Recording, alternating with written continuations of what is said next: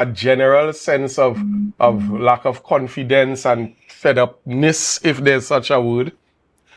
So I know this month, and I'm going to kick it off one time. This month, we also had the International Day of the Boy Child.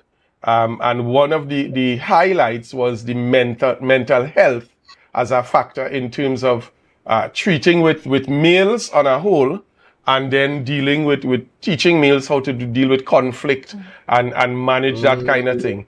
I want to kick off the discussion. Sule, you are a practitioner in the schools as well. Let's lead off in terms of what your experience has been so far in the schools and what you've seen developing. And I know coming out of that, we're going to go back to Mariska, because your conflict resolution is going to flow right into it. Sule. Well, I'm going to use a very practical example, right?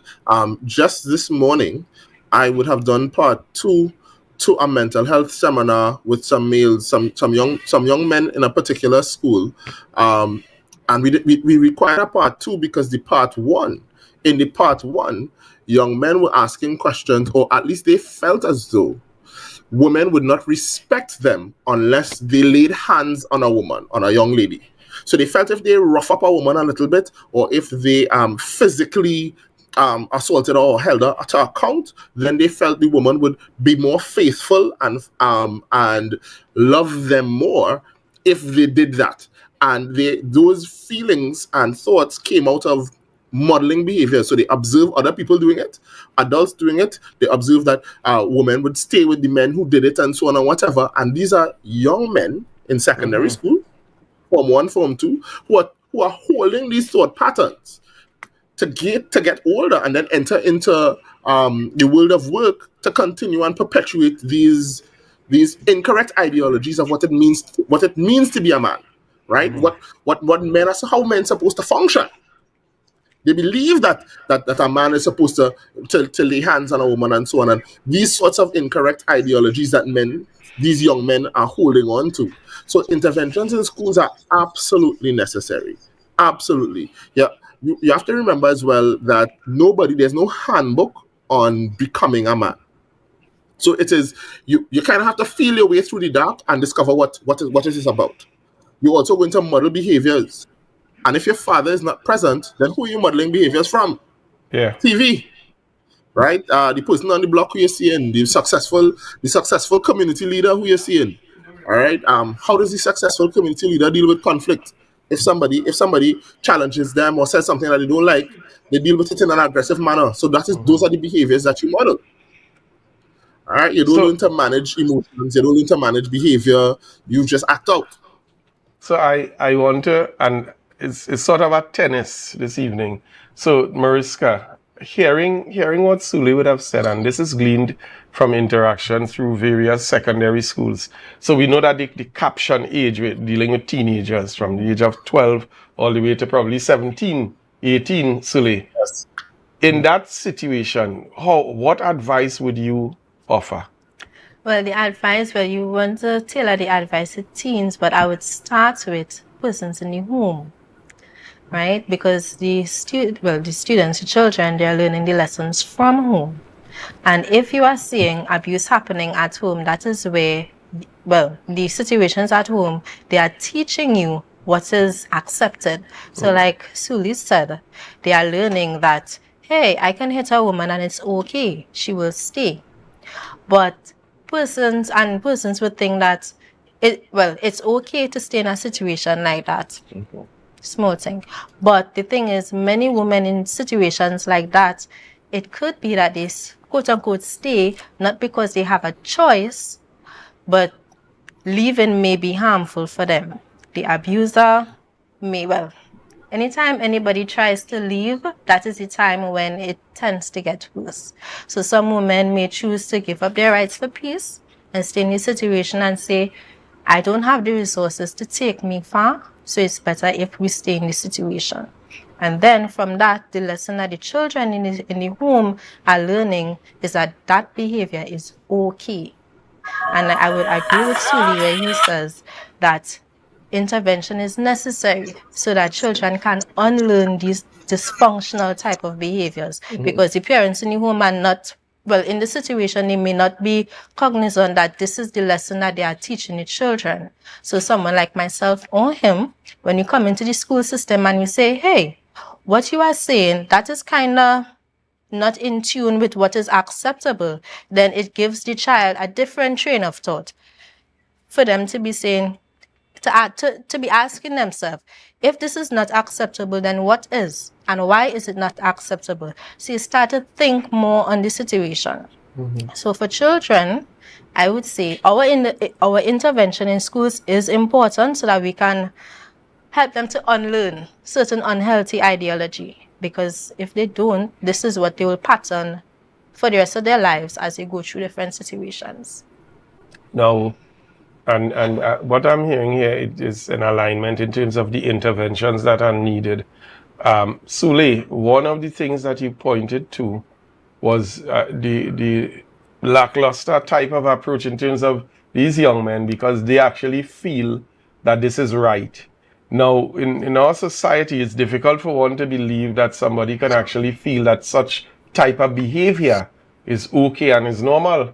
What is contributing to creating such a numbing effect in our young people, in our older folks, young adults, to the fact that things like this, these different levels of abuse, and I'm saying this against the backdrop of last week having the minister here, and we had a wonderful discussion which took us into all these areas. But what is contributing to the fact that persons are now thinking that abuse is normal? It's like we've normalized abuse and everybody takes it and so on. What is contributing? Now, first off, I would like to think of myself as a young person, right? So when you say young people, I'm including myself in that young people catchment. Who don't like it, that's the business. I included myself. I feeling young. I feel as though I'm going to include myself in that, right?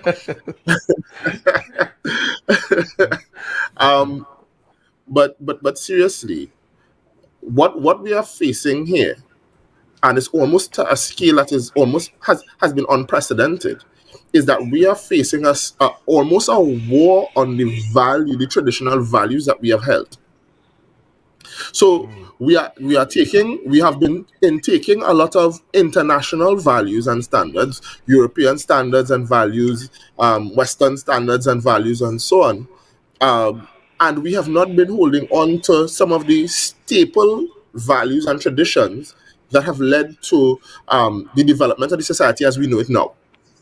Now, of course, the evolution of society and your community and so on, things will never stay the same. There will be things that will evolve. So, for example, we are moving away from a society that talks about licks and physically disciplining children and so on, and that's fine. And that's a very westernized culture and so on. Great. But what have we replaced that discipline with? So, okay, we've moved away from the culture of being very respectful towards your elders and so on, and everybody's equal. The child is equal to the adult and so on. Great, no problem. But what have we replaced that with? So there's a issue, there's a gap, there's a significant gap where we have removed or we have moved away from our traditional values, and we've tried to replace some of them with westernized and European values and so on, and we have not put anything in place for the gap in between the middle. So, for example, while the US is very forward thinking in terms of children and putting children first and so on or whatever, they have a very robust infrastructure for dealing with children who go against societal norms and customs and structures. So if you have a child who decides they want to be deviant and fight and commit crimes and so on, they have a very structured and rigid juvenile system to treat with that. We don't have that system in place.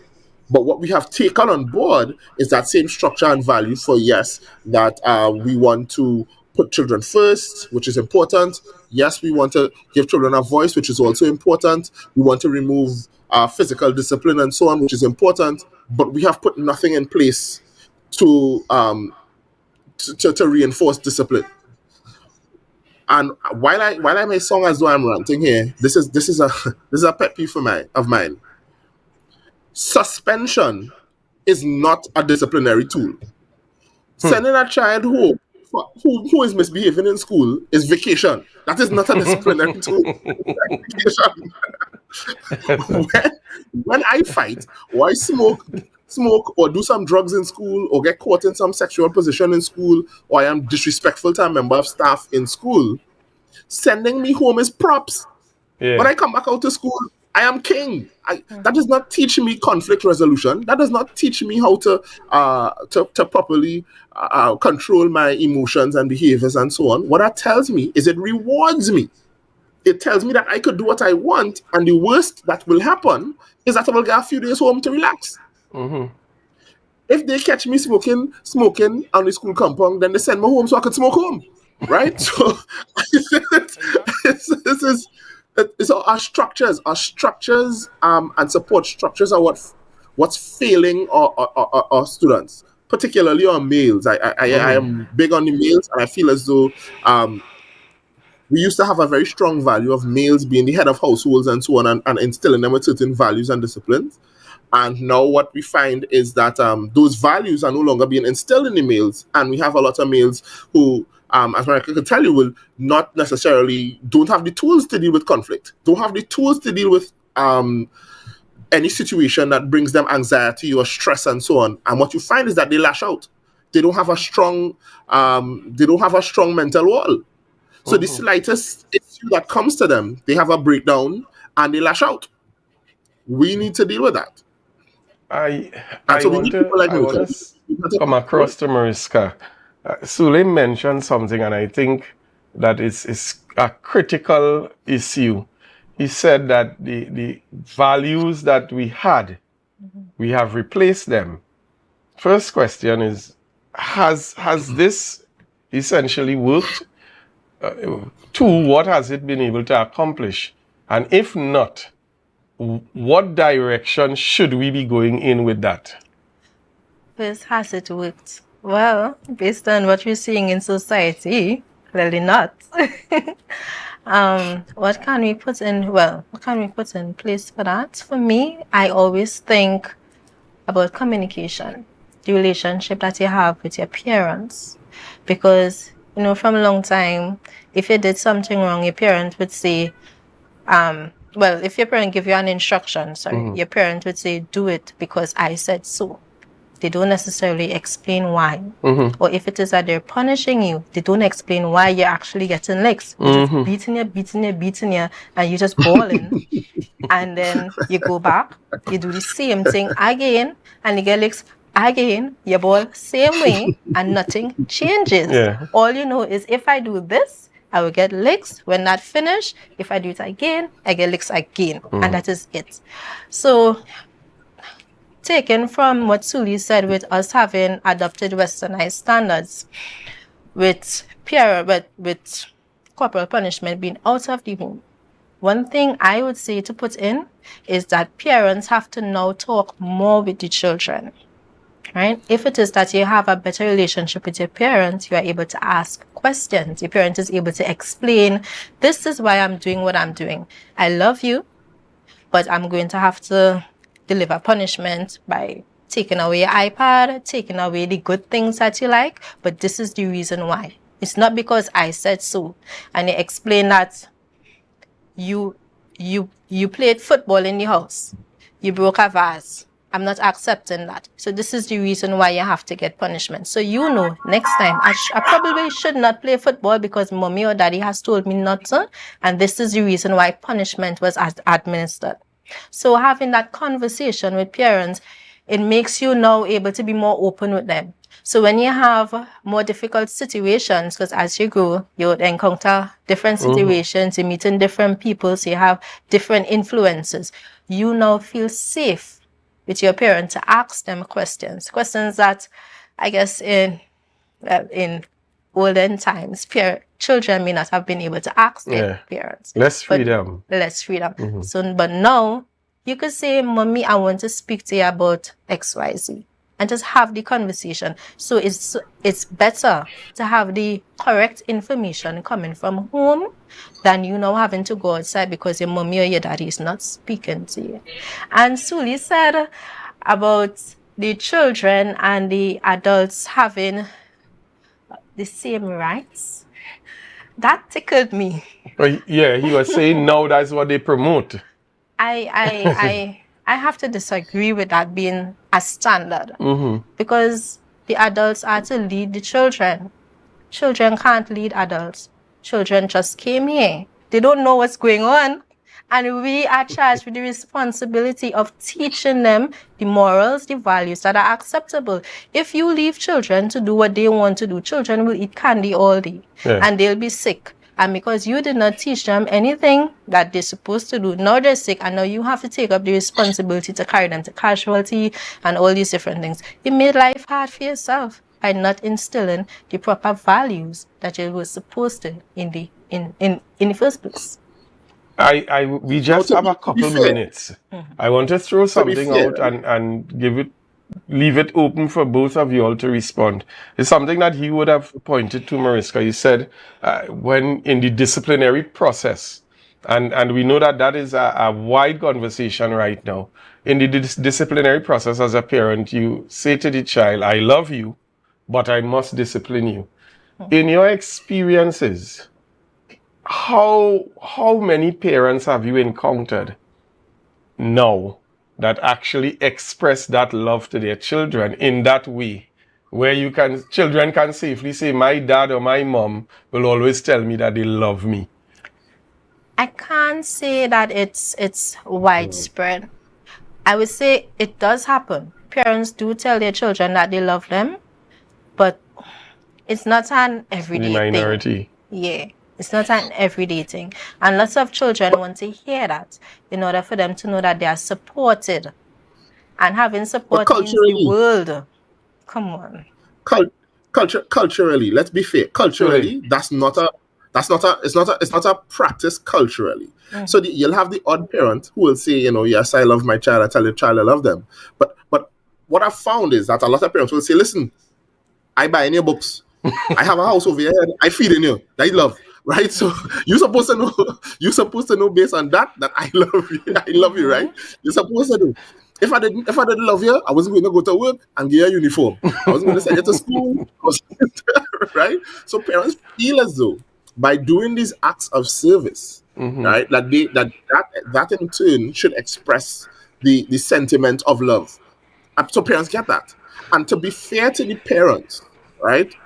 Even though I'm not in agreement, but to be fair to the parents, there's no handbook. You are a parent in Tobago.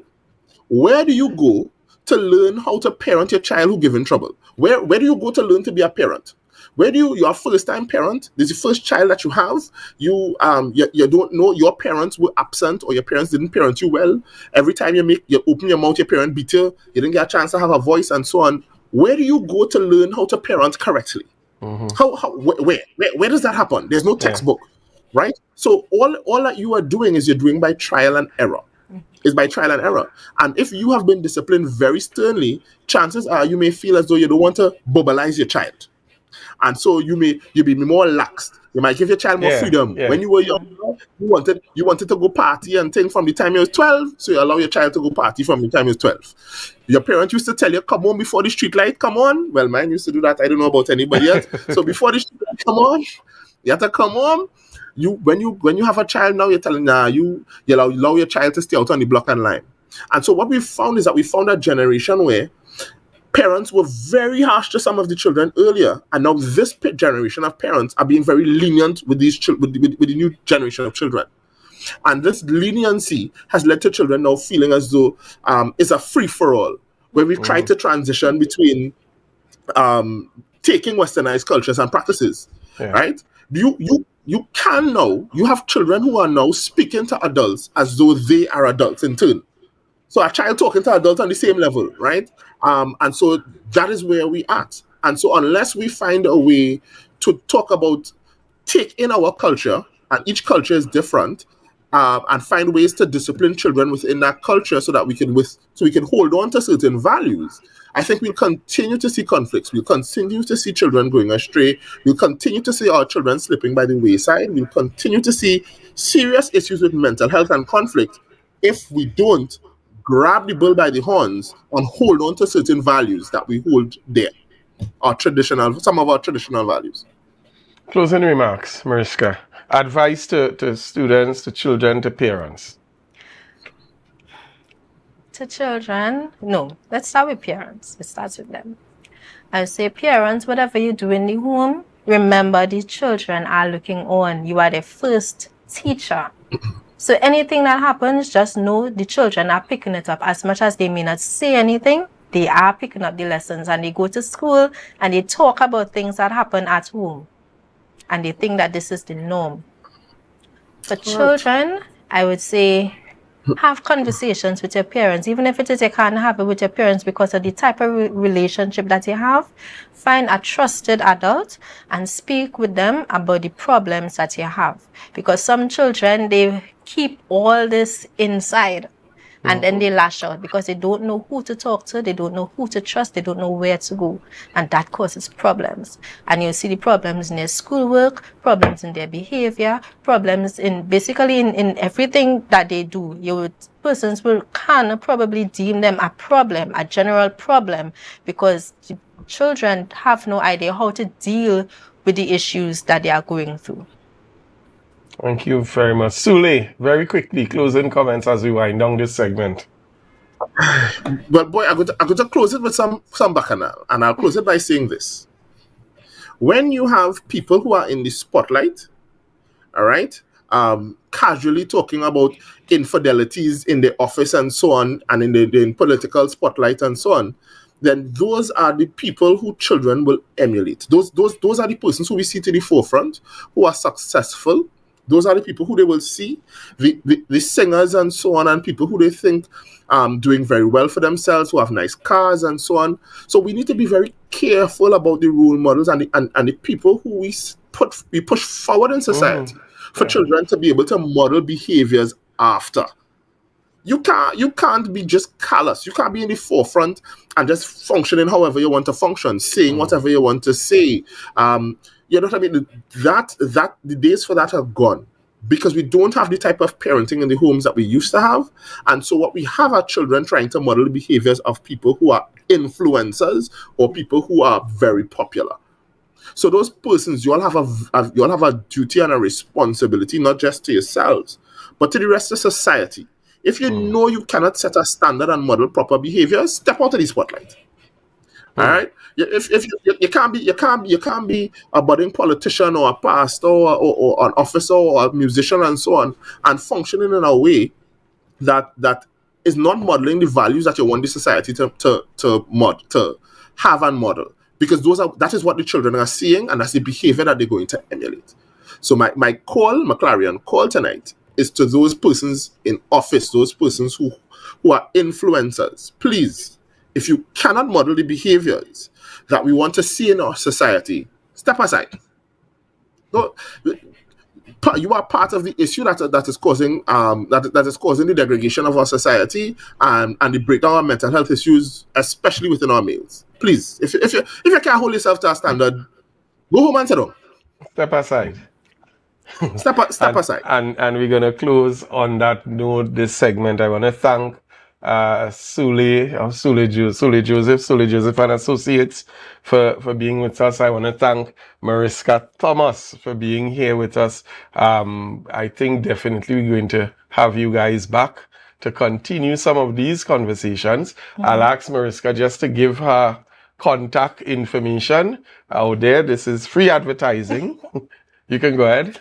So again, I am Mariska Thomas, conflict resolution coach, and you can contact me at 375-8771. Again, 375-8771. So thank you very much, guys, for being a part of the program this evening. Quite a lot of information packaged into that short space of time. But we're going to get some time to do it again and have you guys come back in and probably for an entire program. And we delve a bit deeper. So folks, we're going to go to a short break. When we get back in studio, we are going to be heading into the meat of the matter this evening. Quite a lot of issues taking place. And we have a team ready to ventilate on these issues and to prosecute some of the foolishness that we've been seeing taking place in Tobago. So stay locked on, stay locked on. We're going to take a short break, pay some bills, and we'll be right back.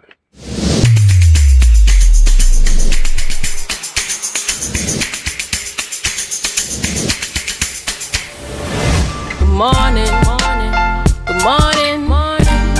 Put a smile on your Coconut's Cafe, the buffet restaurant that specializes in all your tasty local dishes for breakfast and for lunch. Breakfast includes coconut bake and sada roti, served with chokers, bull joil, and sausages in tomato sauce. Not forgetting beef and cheese pies, shepherd's pie, macaroni pie, and rice in various styles. Meat served in a variety of flavors, garden salads, and pasta salads. All this accompanied by fruit juices, coconut water, your choice of a great combination to appease your taste buds. So call us today to order, as we are here to accommodate your busy schedules or if you are having a cooking day off.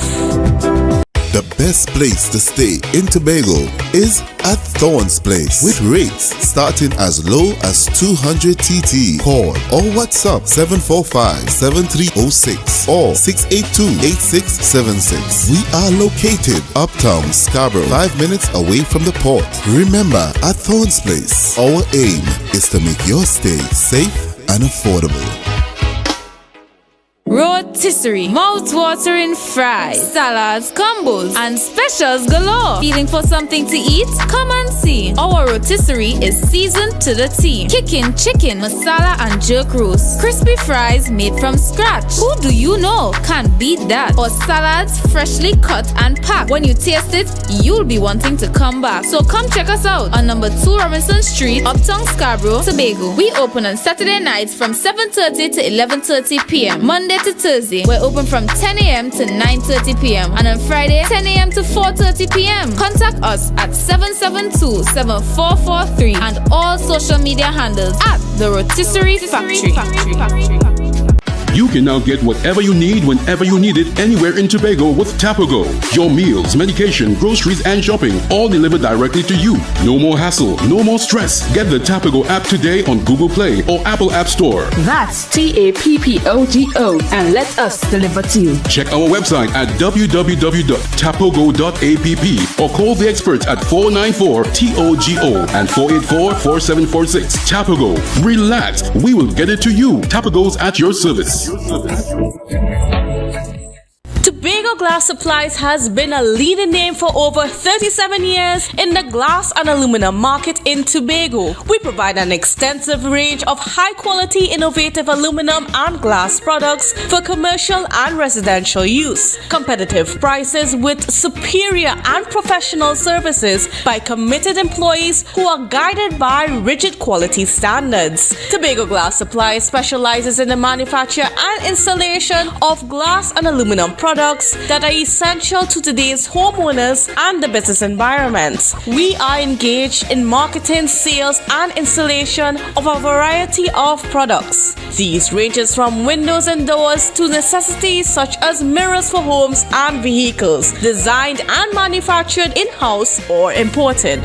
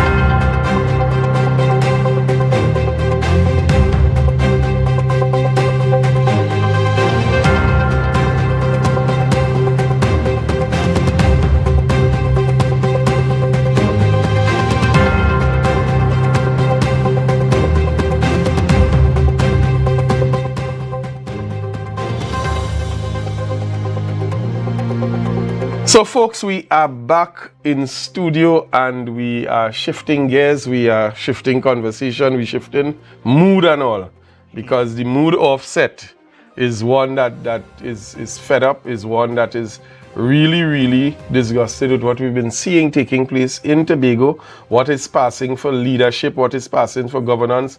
We realize that lies, half-truths and innuendos seem to be the order of the day.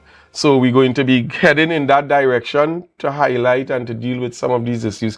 Joining me in studio, we have, as per usual, as they say, real men wear pink, the minority leader, Assemblyman Kelvin Morris, in studio with us this evening, ready and willing to step up to the batter's plate. Welcome, sir. Let me say good night to you, Mr. Moderator, Mr. David. Good night to our viewers, loyal listeners, wherever you may be at this time. You know, at my last press conference, there was a very poignant thought that came to me, and it's because when I walk the length and breadth of Tobago, and people are really asking me, Mr. Minority Leader, what is really going on in Tobago?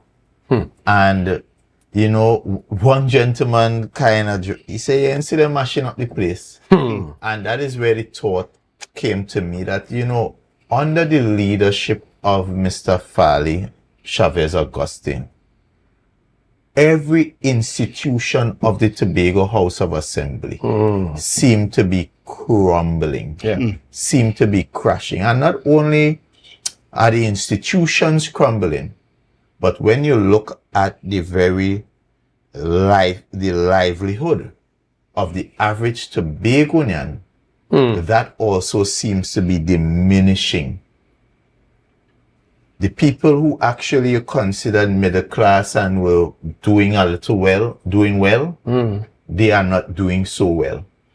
The people who were on the poverty line, they are now below the line. And so it is a complete destruction of both the institutions as well as the livelihood of the people. And that is so true.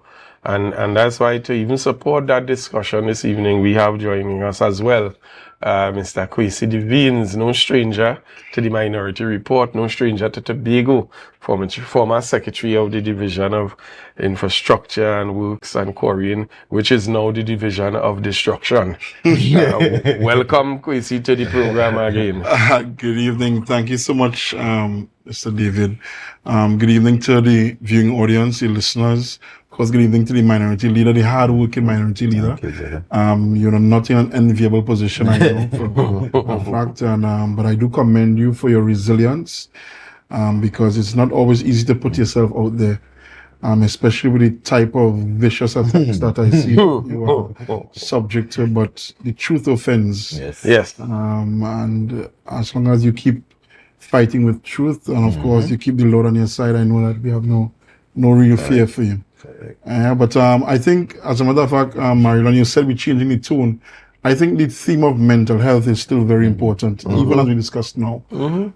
Because what I'm seeing in Tobago, there's a challenge that people are facing that are affecting us, because it's not only an economic thing, it's not a governance thing, it's not a political thing, it's not a mental thing. We're now looking at the psyche of Tobago and Tobagonians being negatively affected. We now have to start the question, what really is Tobagonian? We used to be proud about what is Tobago and that is Tobagonian. I mean, the only thing that we probably have left, and I remember somebody saying just now, they're going to mash up harvest too, because it seems like that's the only thing we have left. And seeing the type of destruction, and the minority leader said it well, of the institutions, but of economic sectors. We're seeing everything falling apart, communities, everything is falling apart, while these people are laughing, traveling, and building big houses and buying big houses, cash apparently, I've been told. But they're living well. And as I always say, it's hard to talk about bread and butter issues when your bread already buttered. And their bread buttered and their mouth full, their beak full. And the reality is, even when I look back at what's happening, well, when I look now at what's happening with the Studley Park Enterprise Limited, I think it's a true reflection of what is happening in Tobago. Yeah. Because we have gone far, far backwards. Yep. And it's sad that after all of the work that the P&M administration put in to get Studley Park to a place where we don't have truckers lining up, where we were able to meet local demand, meet export to Trinidad, export out of Trinidad and Tobago. And now we have again where I have friends who are truckers say, well, Kwesi, 8 o'clock in the night, I need to make sure I have something to eat. I bathe by the stockpile up in Studley Park. I have a change of clothes and I have to be there waiting and hoping that I can buy some mixed aggregate. And I mean, we have a chairman who is as arrogant as ever. Yeah. Saying, well, there's no problem and trying to make it seem as if I am the problem or I was the problem. I can't see how. When the fact is, Studley Park was reformed from November 2017 when we had the Studley Park Enterprise Limited taking control to the time when I left office. We have only seen an improvement of the productivity at Studley Park. Many different initiatives which we'll go into, I guess, later on if you have the time.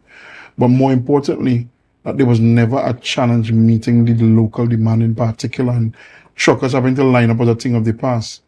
Maryland, my greatest fear, I was looking at the whole debate now on if the price of doubles will go down now because flour is going down.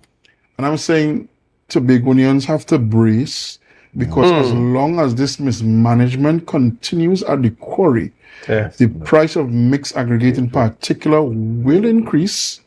The price of concrete will increase. Now, I know that the construction sector has ground to a almost complete standstill, a halt right now in Tobago. But for those thinking of building up even a bedroom or a washroom below the house, the price of concrete is going to go up. This mismanagement, this gross mismanagement, is not going to affect because the profits go to the THA, but it's going to come right down to the average man, the average Joe, the average Jane in the communities. And just now they will be boiling and even more to the minority leader that we can't afford to do anything. So for those folks who may not be familiar with the topic and what we're actually speaking of, because I know one of the things the chairman would have alluded to is that there's no lines. Nobody is waiting on anything. So I'll ask the director to just run that video so that it advances the part of the conversation that we're having here. Wow. Interesting, no line. Man say no lines. Ghost trucks on. It had to be. Transformers. Wow. Wow. And this is the thing.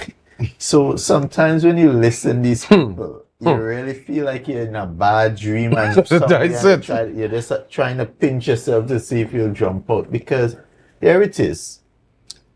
Foolproof evidence. Irrefutable. Yeah, and yet so you have, Monday, that is Monday. And you have a public officer coming to tell us what you're seeing there. That doesn't exist. That don't exist. That is fiction. And I'm telling you, there are no lines. And we are seeing right in front of our very own eyes. How do you even fathom to start to believe these people? They are so unbelievable. And they accept no responsibility. I think that is one of the things that Tobagonians are being turned off by. Because you recognize every time they are met with some kind of challenge, they now turn around and either try to blame the previous public service or make you feel like you're mad. This doesn't exist. What you're talking about is nonsense. Making you believe that you are somehow stupid or ignorant. Or it is the previous administration. Or the central government. But they accept. When would this administration take responsibility, admit to the people of Tobago, perhaps I may have heard, or perhaps that, because nobody's perfect, Yes. You are very new administration, and you can, from time to time, you may not always get it right. But what people expect is that you'll be humble enough to accept that you may, in fact, not get it right, and you're willing to do better, to improve. But you're not seeing this humility in governance at all. It's as Kwesi said, there's a level of arrogance amongst all of them, from the head come right down. I want to, the chairman also said, when he was asked the question in terms of lost capacity, this gentleman, and I use that term loosely, casually said, well, you know, you have about 85% loss. And he went on with the conversation there, you know. And I'm glad that, Kwesi, you are here, because he spoke to the fact that, well, that part is missing. In the same breath that he spoke to the being, when he came in last year, he would have put preventative maintenance in place, and that was non-existent before. Tell us how this was supposed to work. So quite quickly, and just to quickly recap as to how we got to where we are. There was a recognition that the way we operate in the quarry wasn't the best way. We had to do something. That was done. It started from before I got into office, actually. The feasibility studies were done. The model that was done for the management structure. When we got into office, we had to negotiate with the union. Took a lot of to and froing, but we were able to move from over 160 employees at Studley Park at the time down to 50-something employees.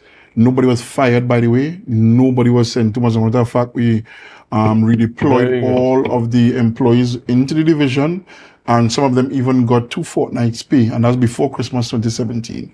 So they had a very good Christmas 2017. So that's how you do a restructure. That's how you do a restructuring, right? Nobody was sent to. That's the first thing. It took a lot of to and froing. Good evening to Mr. Lambert from NUGFW. He gave us a hard time. He's my very good friend for today. Fast forward where we started operating the very same equipment, Nordberg plant, old plant, Cedar Rapids plant, old plant, but we still found ways to ramp up production with the same plants and less staff. We got to the place where we were even running double shifts at one time because we started getting demand. Okay, you'll have your business sorted out in Tobago. All of us, NITCO wanted aggregates and boulders, and all of us in Jagassad, different places, people from Trinidad wanted as well as Tobago. We were able to, we recognize that, again, when you are looking at you don't say today for today, somebody shows up. No one who wants to do serious business with the quarry shows up today and say, well, I want 100,000 tons of anything. They come months before and say, hey, we have intentions of doing this particular project. Our demand schedule is this. So I'm going to need 100,000 tons. I'm going to need 10,000 in this week and so on, of this size, everything. That's what we did it for when we did the runway at Crown Point Airport, all of that. You always have a demand schedule. We know exactly what is happening. We cater for the local demand, and then we cater for the extra projects that are happening. And then, so we were running double shifts, of course. And the site is the second hardest material in the world. That's what we have at our quarry. It's a gift and a curse. Excellent quality, but it means more wear and tear on our equipment. Even when we were running a double shift, it meant that the equipment were being worn down in double time. What did you have to do? Stock up on parts, have a procurement plan, have a maintenance plan, so that you're not going to wake up one day and say, oh my gosh, the plant not working. Because the reality is that you don't just go and pick up these parts any and everywhere. So you put your plans in place, you know your consumables, your jaws, which do the crushing, your conveyor belts, your matting, you always have those things in stock. That is just the basics. Now I'm told that those things are not even in stock. Well, he admitted to it. So preventative maintenance, I don't see how it's happening. The other thing is we were affected, I remember 2018-19, we had some dreadful rainy seasons. Terrible rainy season. We've had an extremely harsh dry season. Even now, the Met Office declared the wet season, and we yet to see the rain. We yet to see the rain. Naturally, when it rains, we can't crush. So you're going to lose time. One of the things I used to always measure with the past boards is what has been our downtime, what is our running time, what are our production times, what is our throughput. We always looked at those measurables to see where we were. I never wanted to hear, hey, well, we're down 54% of the time, or we're down 80 or 90%. That was unheard of. And I don't know that any board should be sitting there still, reporting to any secretary or any executive council. And that's the next thing. Having a proper governance structure, the executive council, the military secretary, the secretary of infrastructure, chairman of the board, and the general manager. Very clear management structure, very clear reporting lines. Now we have apparently directors going onto the quarry face to tell the blaster how they should blast, tell the driller how to. That is not how you manage. And even when we were up and running well, double shifts, we got the Barbados Bay jetty constructed in recommissioned January of 2019. We still saw that there was a need for greater output in the quarry. We weren't satisfied with the amount of output. What did we do? We added on we started to refurbish our plants. Cedar Rapids, refurbish, the capacity increased by, I think, 26%. We then went to Nordberg plant. We got 2 new cones there. Capacity went up by 30%. We now had an increased capacity by the end of by the end of 2020. And of course, we had to go through COVID to get this done. Import mechanisms from out of the country. I remember at one time we couldn't get a commission Nordberg because we had to bring in someone from Italy to ensure that everything was done properly. But of course, Italy was the epicenter of the pandemic. One of the epicenters of the pandemic. So it was a lot of to and fro. So there were challenges. Time and time again, there were challenges. But no one will know that. Why? Because we manage. Equipment was breaking down in terms of heavy equipment. At one time, one guy who was working with a particular union and a particular political party worked at the quarry, one of the more experienced heavy equipment operators, operating an excavator, the largest excavator, put the bucket on the rock face and met resistance and continued to apply tension until the bucket ripped. Largest bucket you don't go and just find that size anywhere else. So what do we have to do? We have to find it from elsewhere, find an excavator from elsewhere to keep operating. We didn't come to the public and cry and say, well, we can't, and we have problems. We found solutions, we managed. And even with the we even ran into a problem after we increased the capacity of the 2 plants. You know, there's this on Sesame Street, there's a hole in the buckets. We found out then that the electrical capacity at the plant, what we were able to draw from the grid, we didn't have enough capacity.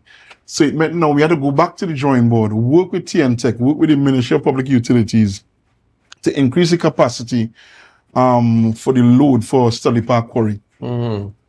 So that we could operate the 2 plants at the same time. It took us almost a year to get that completed because there was a lot of to and fro, a lot of electrical engineering, ordering parts, whatever have you. But by I think October, November of 2021, we had sorted out the issue. What that means, Mr. David, by the time I left office in December 2021, we had sorted out all of the issues. It meant that both plants could operate to increase production. We had markets already with NIDCO and a lot of markets in Trinidad and potential markets to export. We had heaps and heaps, stockpiles piled up at the quarry as well. We had the jetty operational. All of these things now are now gone. They were handed a silver platter. So all they had to do was just sit down and look like superstars. Instead, we have a situation just to manage, just go with it. They didn't even have to change. They didn't have to change an I or cross another T. Everything was perfect for them. Because at the end of the day, it's about Tobago. And they went in took a very well working, oiled machinery, a great working system, no truckers lining up, meeting demands of the largest customers, and now we back to truckers lining up. They chased away some of our clients because I heard that the secretary at one time ran to the Barbados Bay jetty and to stop the loading of a barge because he's the secretary and stopping the name of the secretary. And and of course it means then that when you start dealing with clients like that, they'll be like, okay, well, that's fine. You'll find material elsewhere. And we've been losing clients that way too. So that's in a nutshell, mismanagement, gross mismanagement, horrible, terrible mismanagement.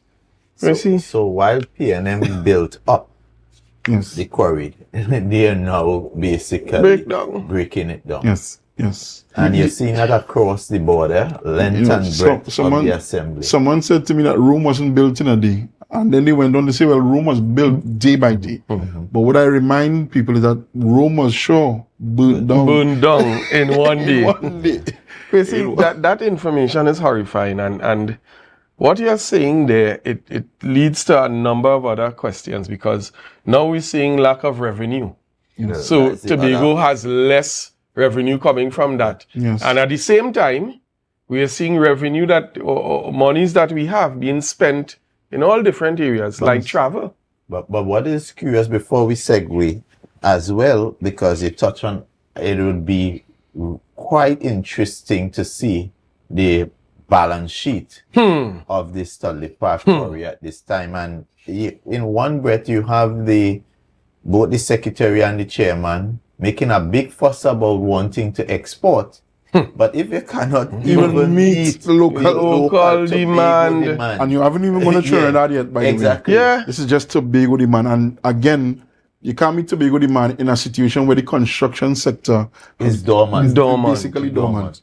So, I mean, and I've heard the chairman speak about the fact that the large road projects, of course, we won't get into the road projects, have high demand. But ask him, when last did they supply asphalt to the Friendship Road? When is the last time that asphalt went down there? Ask them, because there has not been asphalt there in a long time. And apparently there's a bill, probably outstanding, a bill for over $6 million as well. So we'll see how this goes. So let me get this. An outstanding bill, the contractor building the road apparently owes. But this wasn't the same contractor where we were told the arrangement was this contractor had enough money to build, design, and so is it that the spell would have leverage credit? Well, again, that's just the information I got. So apparently the information is that there's a credit line, and that's okay. But I understand one of the policies of spell, at least, was that the only entity that they were to give credit to was basically the division of infrastructure. So is it that they have now broken their own policy? They clearly have their own policies. I mean, policies are meant to be changed on a day-to-day basis with this assembly. We're seeing that for sure. So much to discuss, so much happening. We saw, and again, let me pull Minority Leader from your press conference, and you see that had to be treated with quite forcefully. Again, this chief secretary, who has become an absolute stranger to the truth, attempted to cloak their spending and their frivolous behavior with travel by including you as part of the travel bill that so far they say is 11 point something million, which is erroneous. I want to play the clip for persons to hear, first of all, this chief secretary, what he would have said. Mr. Director, could you run that clip for me, please? It includes even sending the minority to Ghana, to London, and elsewhere. It includes even sending the minority to Ghana, to London, and elsewhere. Now, the chief secretary said here that you went to Ghana, to London, and elsewhere, elsewhere as well. ML, clear this up for the viewers for us this evening. I take serious umbrage to people lying on me, playing out. My mother would tell her, if it's one thing as a child, the only time I would get out of character is when people tell lies on me. And it is so disappointing that a man, I don't even know a man that's supposed to be representing a faith, a man that I understand is an elder, and that could be so economical with the truth, so consistently inconsistent with the truth, that you would take one isolated situation. I'm sure Kwesi, as leader of Assembly Business, would tell you, they too benefited from the fact that once there's any parliamentary type arrangement, you try to get a wide representation from both the majority side and the minority side. That has been nothing new when it comes to the Tobago House of Assembly legislature as well as the parliament. And therefore, this Commonwealth Parliamentary Association trip, to which I was part of a delegation led by the presiding officer, is not a new thing. And for the chief secretary to take this trip, which was one trip, and try to insinuate that I would have benefited from multiple trips, tells you, the people of Tobago, how dangerous a young man this chief secretary is. And you would recall, this is the same chief secretary that took a brown envelope, went up in the east, and he waited till he was in Charlottesville to defame the former political leader of the People's National Movement, telling all of Tobago and Trinidad and Tobago and the world that he finally got the evidence that proved that former political leader misbehaved in the procurement of a zipline project. And up to this day, since sitting down as chief secretary, and now 2.5 years, where he have information available to him both at every level, and he's yet to bring anything to bear that definitively could cast any aspersions against the young lady to whom he defamed simply to get into office.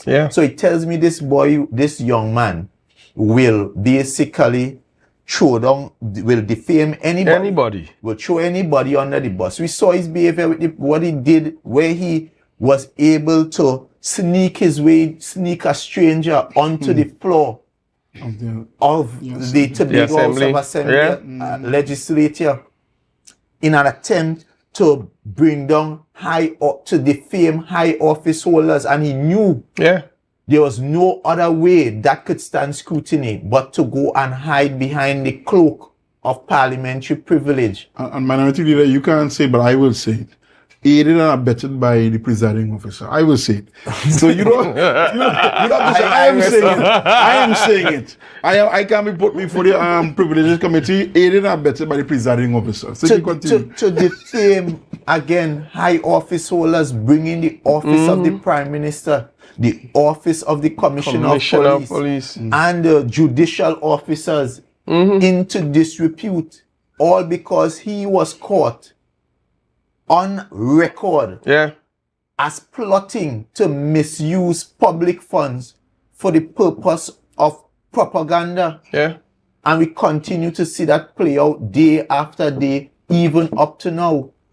And when he was caught red-handed with this alarming, vexatious bill of over $20 million, because I'm standing by the $20 million.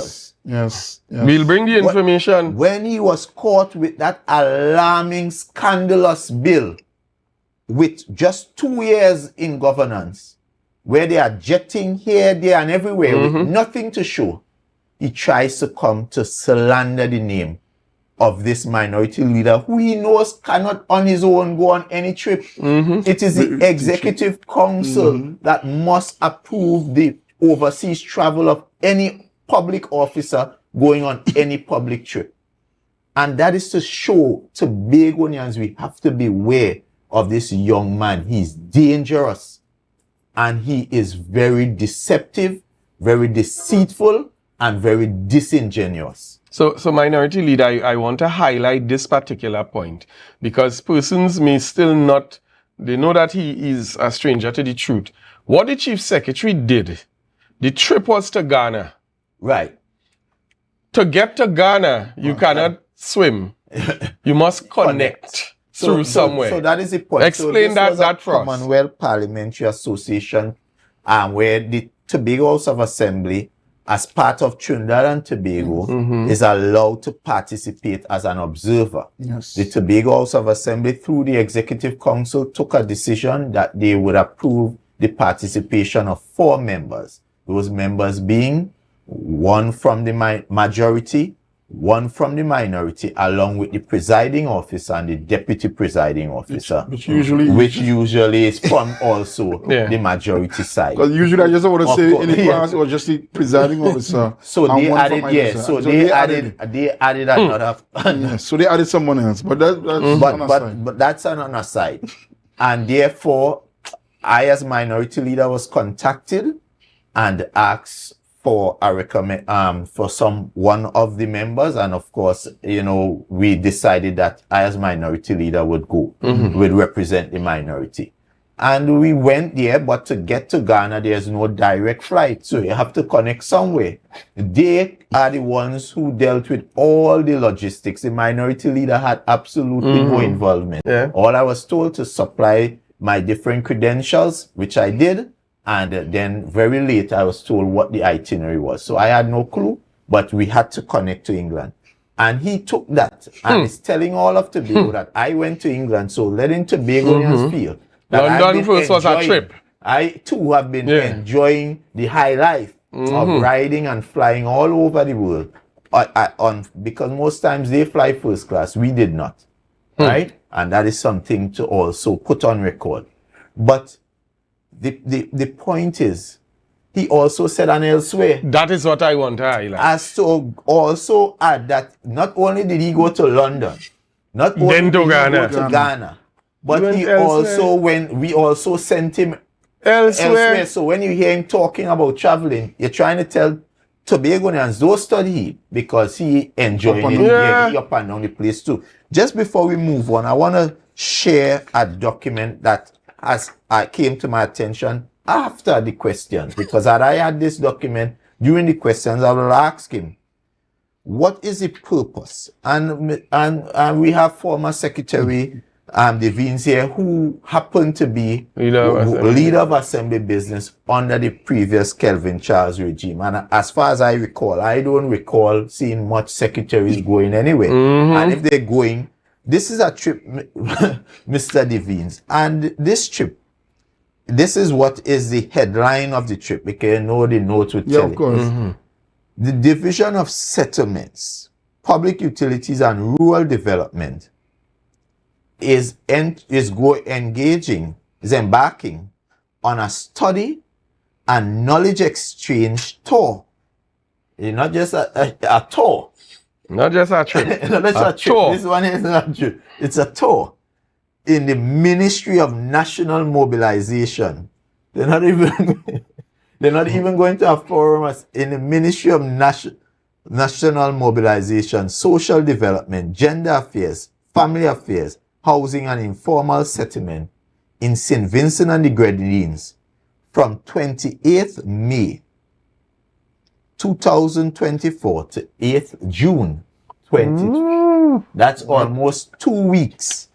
And Mr. Devines, touring man. So what kind of tour is that? But here, this is supposed to be a technical tour for technical officers. Here, who are the officers? I won't give the names, but I'll give the position. Because I don't want to get. Well, you're reading a document. Yeah. So it is proposed that the delegation be led by the secretary. So the secretary is leading this he's a technician. He's no longer a policy maker. So let me read part 7 of this document. Very interesting. It is proposed that the delegation be led by the Secretary of Settlements, Public Utilities and Rural Development, Assemblyman Ian Pollard. That the delegation include the Program Director, Rural Development Unit, Division of Settlements, Public Utilities and Rural Development. Rural Development Officer, Division of Settlements, Public Utilities and Rural Development. So keep counting, guys. 3 so far. 3 persons so far on this trip, this tour. The tour. Social Intervention Officer, Division of Settlements, Public Utilities and Rural Development. Senior Information Technology Infrastructure Specialist, Division of Settlements, Public Utilities and Rural Development.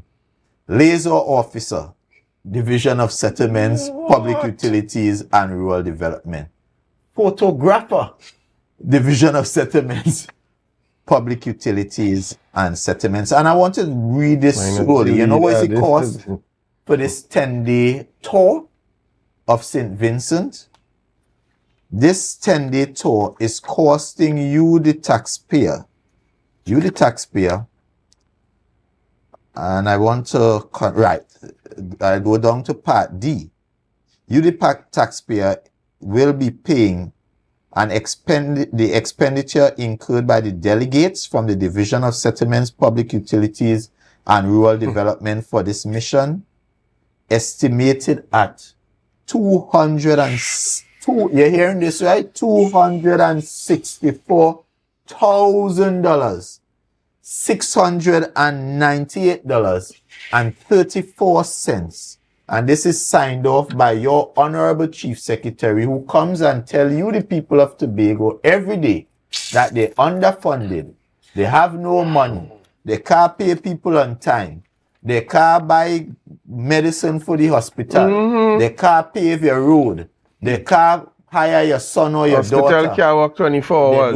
They can't even operationalize Roxborough Hospital to save lives for the people up in the east that have to come all the way down to town when they have an emergency. They can't even buy some new ambulance vehicles. They're running the place down to the ground. They haven't even built 10 homes properly. They went to Jamaica. What has been the outcome of that Jamaica? Large delegation. Yeah. They went on a tour to Jamaica. Several secretaries. Like the money, the per diem run out. So they find some other island to say they're going on tour. And we the people of Tobago have to accept this nonsense that is passing for governance. This is more than $250,000. And then we wonder when we see this kind of highway robbery, this hijacking of the public purse. But more than that, before we go into the discussion, the secretary alone, when you add his per diem and the flight, that is an expenditure of over $50,000. So that is the equivalent of almost two months salary that he is making in 10 days. Think about it. More than 2 months salary he is getting in 10 days. And here what is even more alarming. So they're going on this tour, right? The tour, they have a reception on the 30th. So they're going to St. Vincent. Reception is on the 30th. They're leaving? But they are leaving on the 28th. So money start to run from the 28th. From the time you hit the airport to jump on a plane, your daily allowance start to run. And from the time you make a night to stay at a hotel, your per diem along with your daily allowance runs. So 2 days before. So, but the law, basically the policy of overseas travel is that you travel as close as possible to the time when the event's supposed to start, and you leave as close as possible to where after the end. So you're not supposed to take 2 days after. But this thing is starting on the 30th with an opening ceremony and cocktail from 1 to 6 p.m. But here it is. These public officers are leaving on the 28th. So they are getting 1 free day. And that 1 free day per person is almost $3,000. I'm sure for those officers, they are quite pleased because must be the highest paid rate they would be paid. For some officers, it's probably quarter the pay. Yeah. So imagine for one day you're receiving quarter pay. I would smile. You'd be happy. I would be happy. But for us, the taxpayers, us, the Tobagonians who are seeing absolutely nothing happening, it bleeds my heart. Yes. Yeah. And I mean, Minority Leader. And but more than this, the final day, day 7. That's what I was going to ask you when it ended. Finishes on the 7th. Well, they will say they can't get any flights. And what day they returning? On the 10th. No. Minority Leader, come now, man. This. And the Chief Secretary. This is what the Chief Secretary had to talk about. Signs off on this Executive Council request 2 days before and stay 3 days after. And I am sure this wasn't getting. Could this have passed under Mr. Kelvin Charles? No. And I'm sure this wasn't passing under Mr. Orville London. Not Orville London, not Kelvin Charles, not Ansel. Not Ansel Dennis, nor Ansel Dennis. But under Farley Chavez Augustine, for a trip where they really have 5 days of activity. Yes. Joyride. They are getting paid for almost 10 days, costing you, the taxpayer, over $250,000. One trip.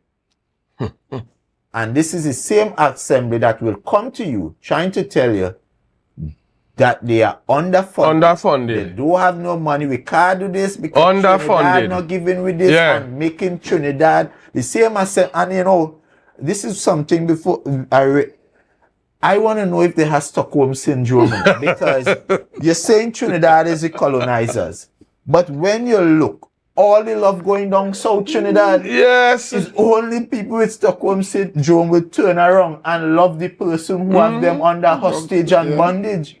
So I want to know if something is wrong with them because you're telling Tobagonians, is you saying it, that Trinidad is the colonizers. But your entire development budget, you have taken and handed it back to persons from South Trinidad. So, and we Tobagonians, the right thinking ones, when we speak up, you're trying to tell us we are enslaved sycophants and all kind of thing to make us somehow feel bad. When we are the ones who are standing in defense of the people of Tobago because you are spiriting away the resources of the people of Tobago. And Minority Leader, I want to re-emphasize this and remind persons looking on. This is why when we come here, we play clips and we present documents that can be validated. This document is, and I a valid document. We could challenge them. I challenge them to refute this executive note. And I challenge them to tell me where Mr. Pollard is right now because today is the 28th, so we are left today. Left already. And I'm sure by this is authentic. You know the other thing is, up to now, there's not been a press release indicating that a delegation has embarked. So the people of Tobago is none the wiser. They will come back quietly, and you, the people of Tobago, would not even know what has been the return on your investment. And this is the fact. These documents are valid. They are authentic. We call it on the Chief Secretary to try to refute, which he cannot.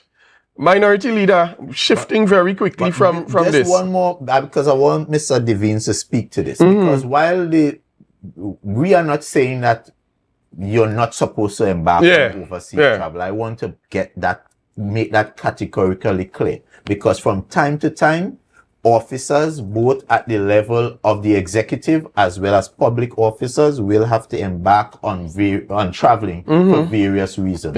Mr. Devines is here. I remember when they went to China and I'm sure I remember when Mr. Charles, I could talk about because I was on the tourism agency board and the immense benefit of Mr. Charles' presence at WTM, where at that moment he was able to have the kind of conversations that could have convinced Sunwing to make the leap of faith, because it was the first time a Canadian airline outside of Air Canada was coming, and I think There was one, But but this WestJet was was to Trinidad, WestJet was to but coming directly to Tobago. to Tobago, and therefore that when that flight came, the people of Tobago felt the benefit, the bed and breakfast throughout. Everyone. While they owned the property at Turtle Beach, which was then rebranded Starfish, they took packages from various hotels on the island, and therefore everybody felt it. And these people went out. They hung out at bars. They bought food out, and the tour operators trickle down benefit, and it was an absolute success. In fact, they were on the verge of going to expand by adding a Royal Ton down at the property down there. The next year, Mr. Charles went. I remember we are dealing with the proposal from ALG, Apple Leisure Group, to Magdalena, and that was a conversation was far advanced. Only because of COVID, we lost that opportunity. Yeah, no, and you're right, and that's what you want to see coming out of official, and it's called official overseas travel, not official overseas joyriding, and that's what you're seeing a lot of, and even the idea, the trip to sign an MOU. No politician signs an MOU. We've signed many MOUs, and it was always the administrator signing on behalf of the Tobago House of Assembly.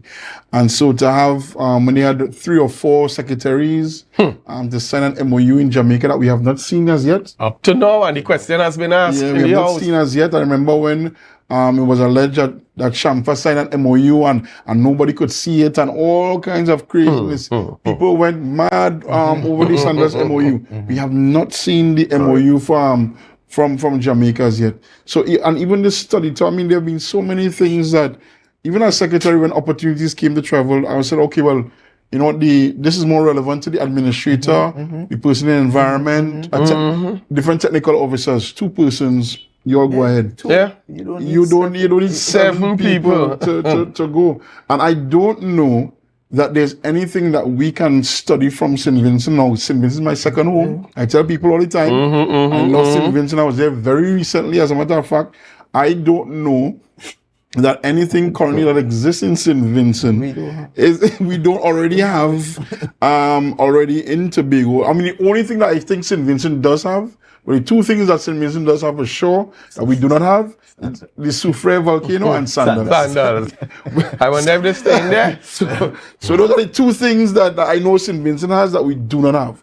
We don't have that. We don't have a volcano, a large active volcano, and we don't have Sandals. Outside of that, I don't see. And I mean, I've worked in St. Vincent. I've been there many times. I have very good friends. I have friends who are ministers in St. Vincent, and I don't know that there's anything that anyone needs to go to studying is similar to when they found a reason to go to Grenada for Carnival.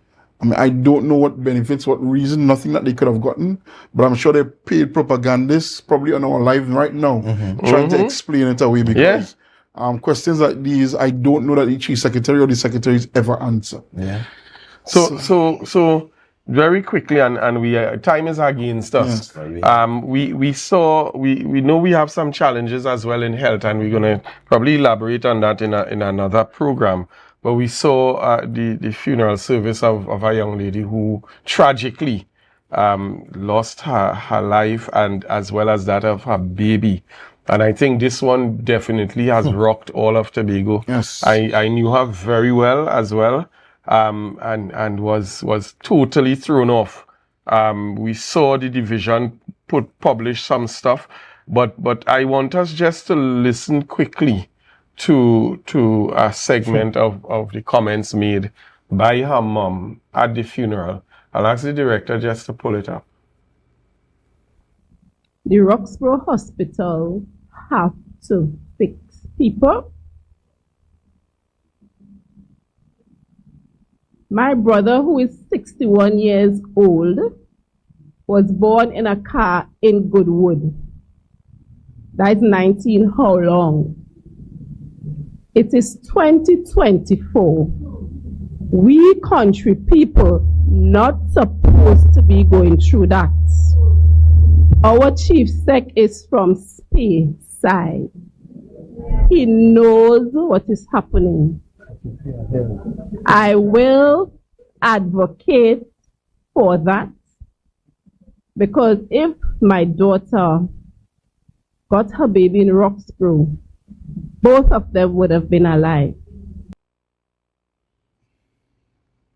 Really empathize with the family.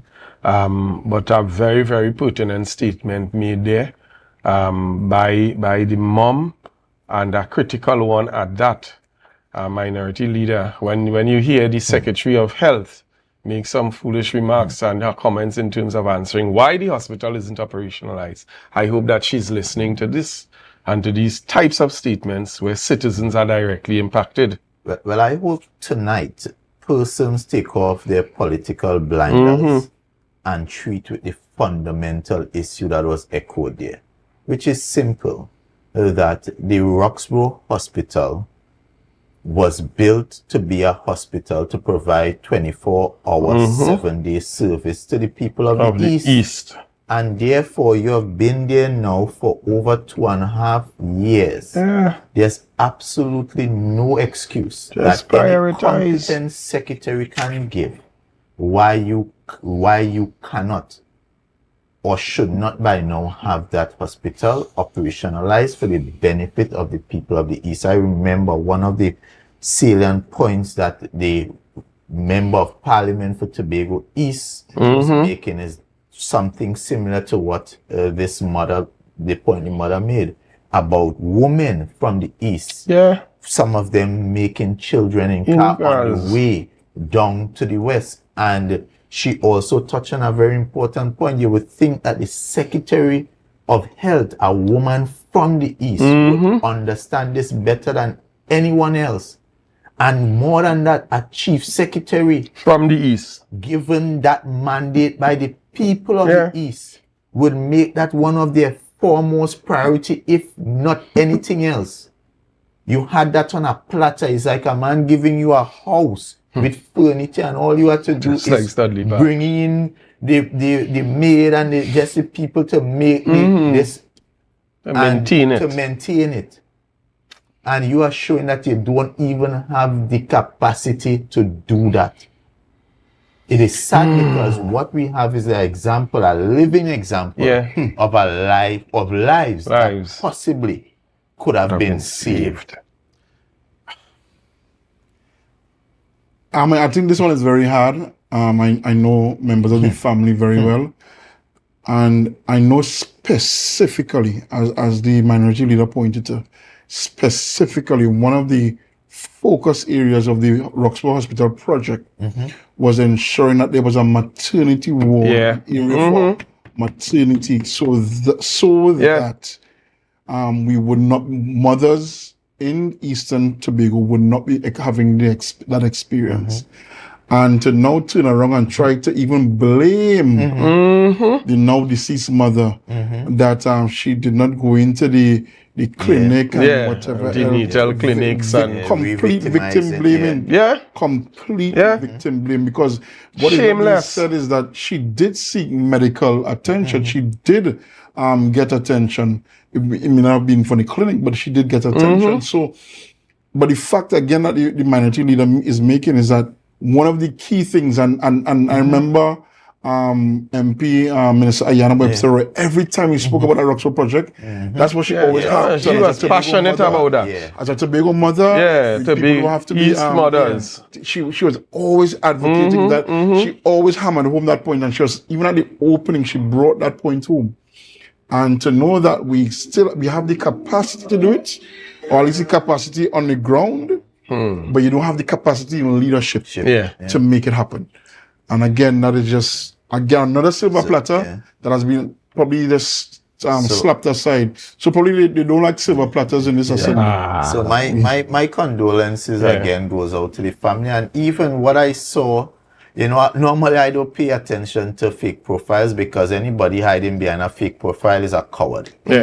But when you can see a fake profile spewing information that can only come from a place of of authority, Yes. high authority, confidential patient information. Yeah. This is when I cringe, and you know what? My mind went back to that Audio gate. record where you heard those high-ranking public officials talking about how they can scheme and plot to release sensitive information, even if it requires using fake profiles. You remember that? Yeah. And therefore, when I saw that fake profile, that coward, using sensitive information, victim personal information, medical information. Yeah.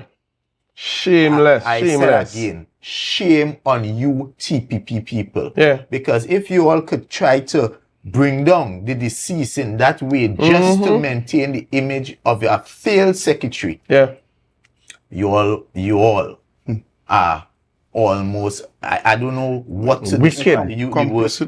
Wicked. That is wicked, and it's evil. Yeah. You are an evil person. Nobody should be doing who that. is hiding behind that fake profile. Your heart is dark. Yeah. That is a dark heart. And I would advise that mother, I am not a lawyer, but perhaps you should seek some legal advice as to how you can hold the Tobago Regional Health Authority and the Division of Health culpable for the exposure of your daughter's sensitive medical records. Folks, I am being spoken to in all manners by the director. We are unfortunately out of time. I know that the discussions are always so passionate, and trust me, we are still going to have a lot more to talk about next week, Tuesday, because this administration has ensured that the Minority Report constantly has content. I don't know if Chrissy will be available, but they have ensured that we always have content, and we say thank you for that. Ensuring that we always have content. And so, folks, we look forward to you being with us next week, Tuesday. We want to thank each and every one of you for staying with us and for spreading the information. We know that each one of you have now become agents of the Minority Report. So I urge you to share this information. Let everyone know that the information is valid, it's factual, it's authenticated. And let us come together each week so that we could all be a part of the process in saying to this administration, we are fed up. We all have not fixed anything. And it is time for you all, as Sule would have said, if you can't take responsibility, step aside. So I'm Marilyn David. Thank you for being with us. Thanks, guys, for being in studio. We look forward to next week. Ripping show. Good night to the Minority Councillor. Good night, Senator Hislop. Folks, have a wonderful evening.